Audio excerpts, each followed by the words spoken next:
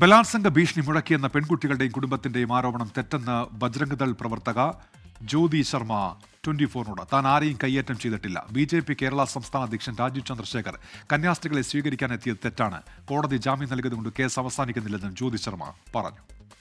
एक बच्ची रो के बोल रही है कि ज्योति शर्मा बहुत हमको थप्पड़ मारी और उसने कहा कि मैं जैसा बोल रही हूँ अगर नहीं बोलेगी तो फिर जितने 100-150 मेरे भाई लोग खड़े हैं, बजरंगी खड़े हैं, उनसे तुम्हारा रेप करवाऊंगी।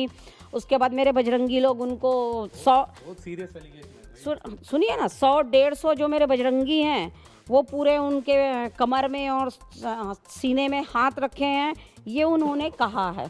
तो मैं उनसे पूछना चाहूँगी, बहुत गंभीर आरोप है ये, इस तरीके के आरोप इन लोग बहुत लगाते हैं. ശ്രീനാഥ് ചന്ദ്രനുണ്ട് വിവരങ്ങളുമായി. ശ്രീനാഥ്, എന്താണ് ജ്യോതി ശർമ്മ പറയുന്നത്? ജ്യോതി ശർമ്മയ്ക്കെതിരെ ഗുരുതരമായ ആരോപണങ്ങളാണ് പെൺകുട്ടികളും കുടുംബവും ഒക്കെ കഴിഞ്ഞ ദിവസങ്ങളിൽ ഉന്നയിക്കുന്നത്. ഇന്നും അതിൻ്റെ ഒരു തുടർച്ച കണ്ടു. അതിൽ പ്രധാനപ്പെട്ടത് ബലാത്സംഗ ഭീഷണി അടക്കം ഈ ആൾക്കൂട്ട വിചാരണക്കായി എത്തിയ ആളുകൾ നടത്തി എന്നതായിരുന്നു. അതിനോടാണ് ഇപ്പോൾ ജ്യോതി ശർമ്മയുടെ ഒരു പ്രതികരണം വരുന്നത്. അവർ പറയുന്നത് ഗുരുതരമായ ആരോപണങ്ങളാണ്, പക്ഷേ ഇങ്ങനെയൊരു ആരോപണം എന്തുകൊണ്ട് ഇത്രയും ദിവസം അവർ പറഞ്ഞില്ല എന്നൊരു ചോദ്യമാണ് അവർ മുന്നോട്ട് വെക്കുന്നത്.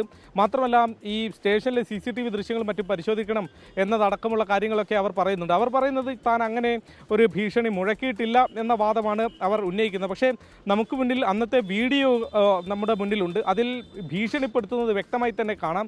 ആ യുവാവിൻ്റെ ചെവിയിൽ പിടിക്കുന്നതും മറ്റുമൊക്കെ നമ്മൾ കണ്ടതാണ്. പിടിച്ച് തള്ളുന്നതുമൊക്കെ ആ ദൃശ്യങ്ങളിലുണ്ട്. പക്ഷേ താൻ ആരെയും കയ്യേറ്റം ചെയ്തിട്ടില്ല എന്നൊരു വാദമാണ് ജ്യോതി ശർമ്മ ഇപ്പോൾ ഉന്നയിക്കുന്നത്. മാത്രമല്ല, അവർ പറയുന്നു ഇപ്പോൾ ജാമ്യം കിട്ടി എന്നതുകൊണ്ട് ഈ കേസ് അവസാനിച്ചു എന്ന് കരുതേണ്ട, ഞങ്ങൾ ഇതിന് പുറകിൽ തന്നെ നിൽക്കുകയും ചെയ്യും, ഇതുമായി ബന്ധപ്പെട്ട തെളിവുകൾ ഞങ്ങളുടെ കൈവശമുണ്ട് എന്ന് പറയുന്നു. പക്ഷേ ഇന്നലെ കഴിഞ്ഞ ദിവസം കോടതി ചോദിച്ച അതേ ചോദ്യം നമ്മളും ചോദിച്ചു, എന്താണ് നിങ്ങളുടെ കൈവശമുള്ള തെളിവ് എന്നത്.